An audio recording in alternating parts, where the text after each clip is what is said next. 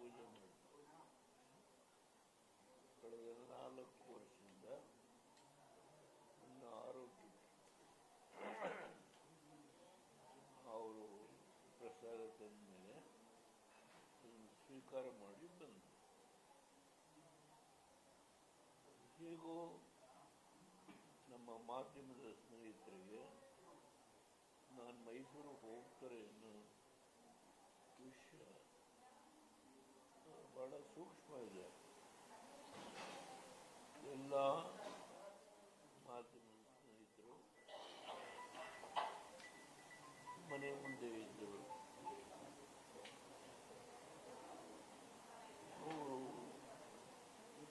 ನನ್ನ ಮನಸ್ಸಿಗೆ ನೋವಾಯಿತು. ಅವರು ಹೊರಗಡೆ ನಿಲ್ಲಿಸಿ ಒಳಗಡೆ ನನ್ನ ಬೆಡ್ರೂಮ್ಗೆ ಕರೆಸ್ತಾ ಇದ್ದೆ. ಅದೇನು ಮುಚ್ಚುಮರೆ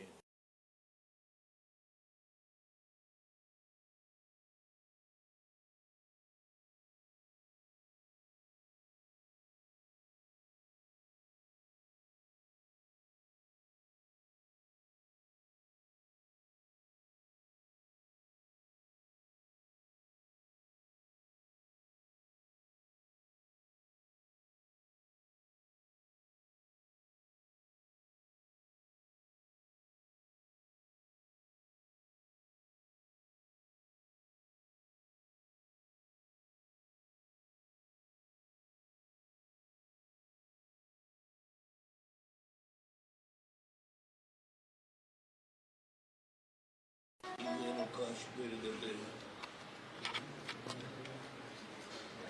ಪ್ರವಾಸಿಗರ ಮೇಲೆ ಆಕ್ರಮಣ 25 ದಿನ ಇರುವಂತಹ 7 ಜನ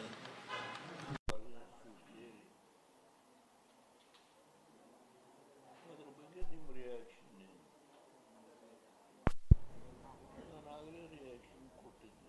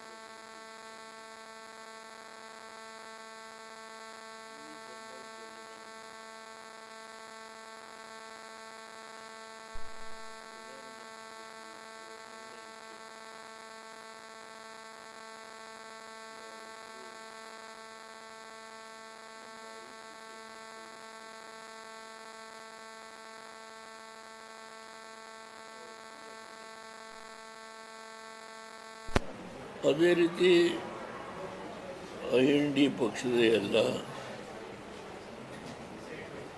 ಈ ವಿಷಯದಲ್ಲಿ ನಾವು ಒಗ್ಗಟ್ಟಾಗಿ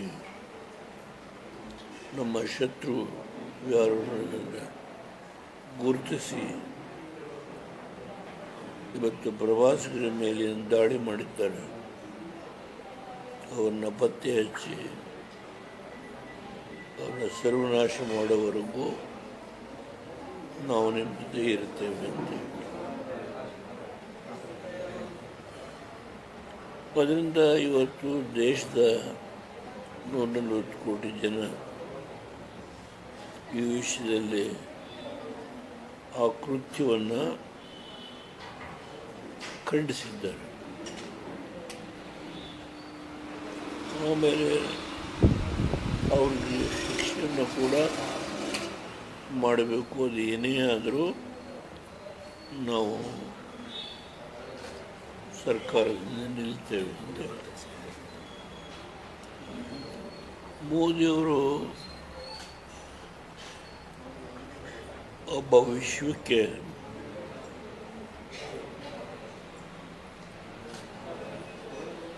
ವಿಶ್ವದ ನಾಯಕನಾಗಿ ಬೆಳೆದಿದ್ದಾರೆ. ಈಗ ಅನೇಕ ರಾಷ್ಟ್ರಗಳು ನಾವು ಬೆಂಬಲಿಸ್ತೇವೆ, ಈ ಒಂದು ಕೃತ್ಯವನ್ನು ಖಂಡಿಸ್ತೇವೆ. ಯಾವುದೇ ಸಂದರ್ಭ ಬಂದರೂ ನಿಮ್ಮ ರಾಷ್ಟ್ರದ ಜೊತೆ ನಿಲ್ತೇವೆ ಅಂತ ಹೇಳಿ ಬಹಿರಂಗವಾಗಿ ಹೇಳಿದ್ದಾರೆ. ಅಮೆರಿಕ ದೇಶದ ಅಧ್ಯಕ್ಷರು ಆಲ್ ಸ್ಕ್ಯಾಂಡಿನೇವಿಯನ್ ಕಂಟ್ರೀಸ್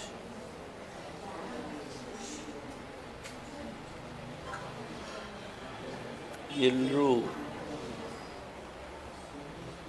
ಇವತ್ತು ನಮ್ಮ ದೇಶದ ಜೊತೆ ನಿಲ್ತೇವೆ ಅಂತ ಹೇಳಿ ಸರ್ಕಾರ ಕೂಡ ತನ್ನ ಶೋಧನೆ ಕಾರ್ಯನ ಅವ್ರನ್ನ ಪತ್ತೆ ಹಚ್ಚಲಿಕ್ಕೆ ಸರ್ವ ರೀತಿ ಪ್ರಯತ್ನ ಮಾಡ್ತಾರೆ. ಅವರು ಡಿನೇ ಮಾಡಿದ್ದಾರೆ, ಅವೆಲ್ಲ ಆ ಡೀಟೇಲ್ಸ್ ನಾನು ಹೇಳಲಿಕ್ಕೆ ಹೋಗಲ್ಲ. ಸರ್ಕಾರ ಏನೆಲ್ಲ ಕ್ರಮ ತಗೋಬೇಕು ತಗೊಳ್ತಾ ಇದ್ದಾರೆ. ಬಹುಶಃ ಅತ್ಯಂತ ಹೀನ ಕೃತ್ಯ ಇದು. ವಿಶ್ವದ ಅನೇಕ ಮುಖಂಡರು ಖಂಡನೆ ಮಾಡಿದ್ದಾರೆ. ನಮ್ಮ ದೇಶದ ಪ್ರಧಾನಮಂತ್ರಿಗಳು ಏನು ಕ್ರಮ ತಗೊಂಡೋದಕ್ಕೆ ಬೆಂಬಲ ಕೊಟ್ಟಿದ್ದಾರೆ. ರಾಷ್ಟ್ರದ ಜನತೆ ಕೂಡ ನಾವು ಒಗ್ಗಟ್ಟಾಗಿ ನಿಮ್ಮ ಹಿಂದೆ ನಿಲ್ತೇವೆ. ಸರ್, ತಾವು ಬಾರಾಮುಲ್ಲಾಗೆ ತಾವು ಹೋಗಿದ್ರಿ 2024 ಹೇಗಿದೆ ಪರಿಸ್ಥಿತಿಯಲ್ಲಿ ಅಂತ? ತಾವು ಹೋಗಿದ್ರಿ 2024 ಶ್ರೀನಗರ. ನಾನು ಆ ಘಟನೆ ಆದ ತಕ್ಷಣ ನನ್ನ ರಿಯಾಕ್ಷನ್ನ ಏನು ಹೇಳಬೇಕು ಹೇಳಿದ್ದೆ. ನನ್ನ ಆರೋಗ್ಯ ಸರಿಯಾಗಿದೆ,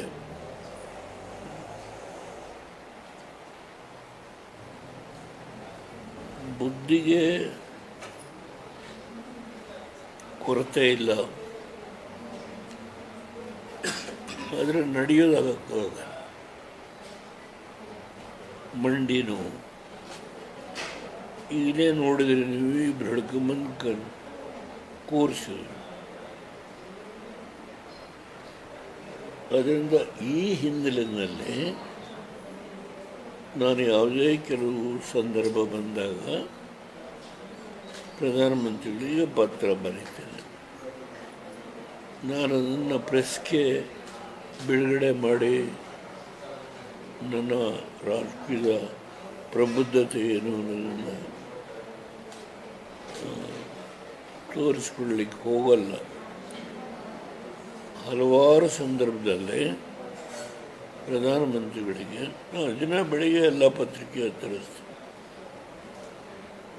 ಯಾವುದೇ ಒಂದು ಪತ್ರಿಕೆ ನಮ್ಮ ಮನೆಯಲ್ಲಿಲ್ಲ ಅನ್ನೋ ಪ್ರಶ್ನೆ ಇಲ್ಲ, ಎಲ್ಲ ಪತ್ರಿಕೆಗಳು ಬರುತ್ತೆ. ನಾನು ಪ್ರತಿಯೊಂದು ನೋಡಿದೆ.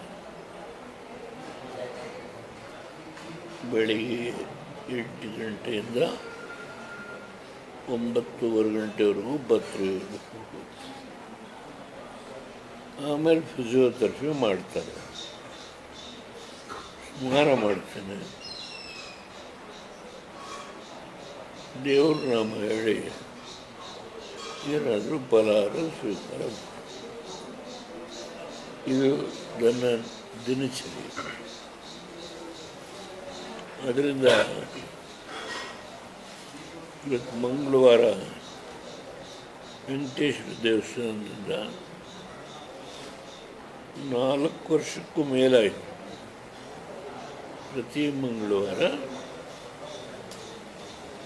ಲಕ್ಷ್ಮೀ ನರಸಿಂಹನಿಗೆ, ಯೋಗ ನರಸಿಂಹನಿಗೆ, ವೆಂಕಟೇಶ್ವರನಿಗೆ, ತಾಯಿ ಲಕ್ಷ್ಮಿಗೆ, ಗರುಡನಿಗೆ ಇಷ್ಟು ಪೂಜೆ ಮಾಡಿಕೊಂಡು ಆ ಪ್ರಸಾದನ ತರ್ತಾರೆ. ಮೊದಲೆಲ್ಲ ನಾನೇ ಹೋಗ್ತಾ ಇದ್ದೆ, ಈಗ ಈ ಕಾಲಿನ ಬಾಧೆಯಿಂದ ಈಗ ಅವರೇ ನಿನ್ನೆ ಬೆಳಗಾವಿಯಲ್ಲಿ ನಡೆದಂತಹ ಘಟನೆ, ಸಿಎಂ ಅವ್ರ ಕಾರ್ಯಕ್ರಮದಲ್ಲಿ ಸಾಕಷ್ಟು ಚರ್ಚೆಗೆ ಶುರುವಾಗಿದೆ ಎಲ್ಲ ಕಡೆ. ಯಾವ ವಿಷಯನೂ ಗೊತ್ತಿಲ್ಲ. ನಾನು ಬರಬೇಕಾದ್ರೆ ಆನಂದವ ನಿದ್ರೆ ಮಾಡ್ಕೊಂಡು ಬಂದೆ. ಅಲ್ಲ, ಎಲ್ಲ ಪತ್ರಿಕೆಗಳು ಬಂದಿದ್ವಲ್ಲ, ಪೇಪರಲ್ಲಿ ಇತ್ತಲ್ಲ ಇವತ್ತು ವಿಚಾರ. ನಿಜ ಹೇಳ್ತೀನಿ, ಆನಂದವ ನಿದ್ರೆ ಮಾಡ್ಕೊಂಡು ಬಂದೆ. ನಾನು ಈ ರಾಜ್ಯದ ರಾಜಕಾರಣದ ಬಗ್ಗೆ ಯಾವುದೇ ಶಬ್ದನ ಮುಖ್ಯಮಂತ್ರಿಗಳ ಬಗ್ಗೆ ಆಗಲಿ, deputy C M Congress president ಅವ್ರ ಬಗ್ಗೆ ಆಗಲಿ, ನಾನು ಯಾರ ಬಗ್ಗೆನೂ ಏನೂ ಮಾತನಾಡಲ್ಲ. ನಮ್ಮದು ಒಂದು ಪ್ರಾದೇಶಿಕ ಪಕ್ಷ. ನಾವು ಭಾರತೀಯ ಜನತಾ ಪಾರ್ಟಿ ಜೊತೆ ನಮ್ಮ ಸಂಬಂಧನ ನಾವು ಬೆಳೆಸ್ಕೊಂಡಿದ್ದೇವೆ. ಕುಮಾರಸ್ವಾಮಿ ಸ್ವಲ್ಪ ಆರೋಗ್ಯ ತೊಂದರೆ ಆಯಿತು, ಅದೇ ಚೆನ್ನಾಗಿದ್ದಾರೆ. ಬೆಳಿಗ್ಗೆ ಬಂದು ಇಲ್ಲಿಗೆ ಹೊರಡೋಕೆ ಮುಂಚೆ ಬಂದು ಮನೆಗೆ ನನ್ನ ಜೊತೆ ಬೆಳಗಿನ ಉಪಹಾರ ಸ್ವೀಕಾರ ಮಾಡಿದ್ರು.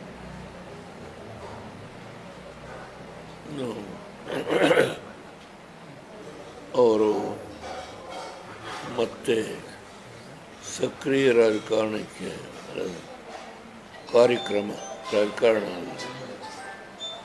ಕಾರ್ಯಕ್ರಮ ಮಾಡಲಿಕ್ಕೆ ಒಂದು ಡೇಟನ್ನು ನಿಗದಿ ಮಾಡಿ ನಮ್ಮೆಲ್ಲ ಪಕ್ಷದ ಶಾಸಕರು, ಮಾಜಿ ಶಾಸಕರು, ರಾಜ್ಯಾದ್ಯಂತ ಮುಖಂಡಗಳನ್ನೆಲ್ಲ ಕರೆಸಿ ಒಂದು ಮೊದಲ ಸಭೆ ಮಾಡಿ ಆಮೇಲೆ ದೊಡ್ಡ ಪ್ರಮಾಣದ ಸಭೆ ಮಾಡೋಣ ಅಂತೇಳಿ ಬೆಳಿಗ್ಗೆ ಹೇಳಿ ಆಮೇಲೆ ಅವರು ಆ ಕಡೆಗೆ ಹೋದರು. ನಾಳೆ ಮಳವಳ್ಳಿ ಒಳಗೆ ಒಂದು ಪ್ರೋಗ್ರಾಮ್ ಇದೆ.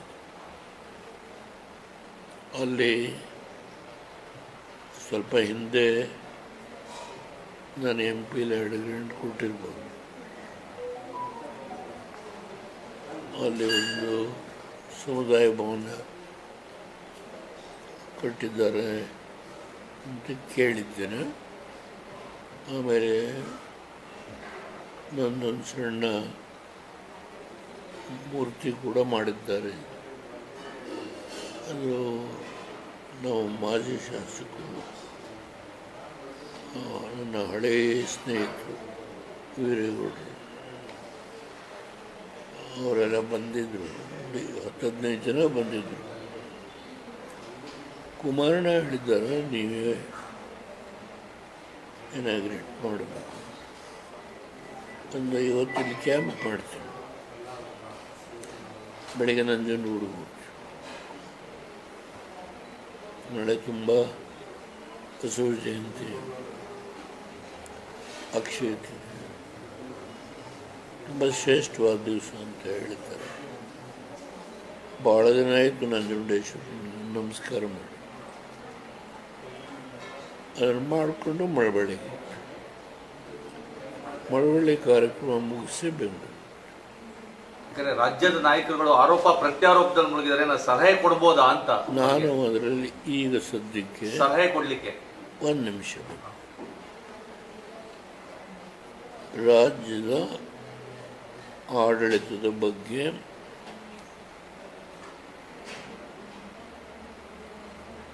ಪ್ರತಿನಿತ್ಯ ಪತ್ರಿಕೆ ಓದೋನು. 65 ವರ್ಷದ ರಾಜಕಾರಣದಲ್ಲಿ ಇಲ್ಲಿ ಯಾವ ರೀತಿ ನಡೀತಾ ಇದೆ ಅನ್ನೋದು ಗಮನಿಸ್ತೇನೆ.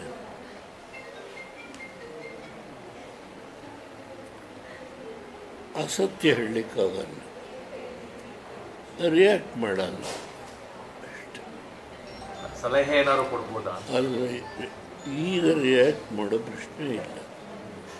ಆದರೆ ಒಂದು ಮಾತನ್ನು ನಿಮಗೆ ಹೇಳ್ತೇನೆ, ಕುಮಾರಣ್ಣನ ನಾಯಕತ್ವಕ್ಕೆ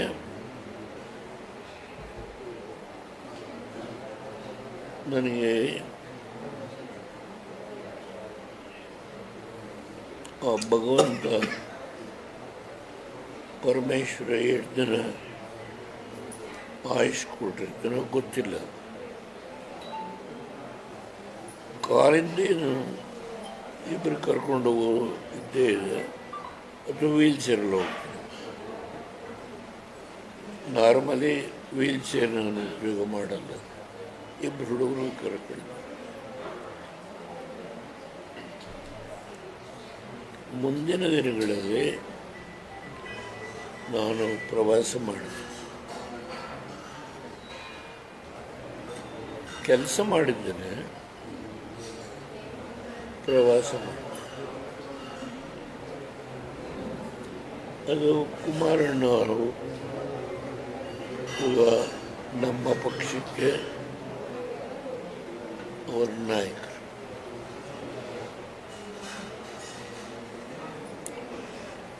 ಅವ್ರಿಗೆ ಶಕ್ತಿ ತುಂಬಬೇಕು. ನನ್ನ ಕೈಲಿ ಎಷ್ಟು ಸಾಧ್ಯವೋ ನಮ್ಮೆಲ್ಲ ಶಾಸಕರು, ಮಾಜಿ ಶಾಸಕರು, ಜಿಲ್ಲಾ ಮಟ್ಟದ ಮುಖಂಡರುಗಳು, ತಾಲೂಕು ಮಟ್ಟದ ಮುಖಂಡರುಗಳು, ಹೆಣ್ಣುಮಕ್ಕಳು, ಹೀಗೆ ಎಲ್ಲ ಮುಖಂಡಗಳನ್ನು ಕರೆಸಿ ಒಂದು ಸಭೆ ಮಾಡಿ ಆಮೇಲೆ ದೊಡ್ಡ ಪ್ರಮಾಣದ ಒಂದು ಸಭೆ ಮಾಡೋಣ ಅಂತ ಹೇಳಿದ್ದಾರೆ. ಒಂದು ಹೆಣ್ಣು ಮಕ್ಕಳದ್ದು ರಾಜ್ಯ ಮಟ್ಟದ ಸಭೆ ಮಾಡೋದು, ಒಂದು ಪರಿಶಿಷ್ಟ ಸಮಾಜಕ್ಕೆ ಸಂಬಂಧಪಟ್ಟಂತೆ ಒಂದು ಸಭೆ ಮಾಡೋದು, ಒಂದು ಯುವಜಂತ ನಮ್ಮ ನಿಖಿಲ್ ಕುಮಾರಸ್ವಾಮಿಯವರ ನಾಯಕತ್ವದಲ್ಲಿ ರಾಜ್ಯಾದ್ಯಂತ ಯುವಕರದ್ದು ಒಂದು ಸಭೆ ಮಾಡಿದ್ರು. ಇದನ್ನು ಚರ್ಚೆ ಮಾಡಿದ್ವಿ. ಅದರಿಂದ ಮುಂದಿನ ದಿನಗಳಲ್ಲಿ ಪಕ್ಷದ ಸಂಘಟನೆಗೆ ಎಷ್ಟು ಶಕ್ತಿ ತುಂಬಬೇಕು, ನಿಮ್ಮ ಸಹಕಾರ. ಮತ್ತೆ ಬರ್ತೀನಿ ಮೈಸೂರಿಗೆ.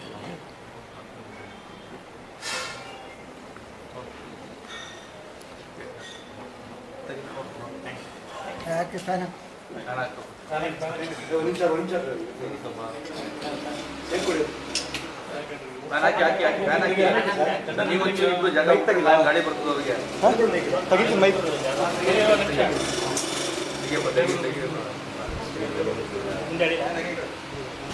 ಬರ್ತದೆ ಅವ್ರಿಗೆ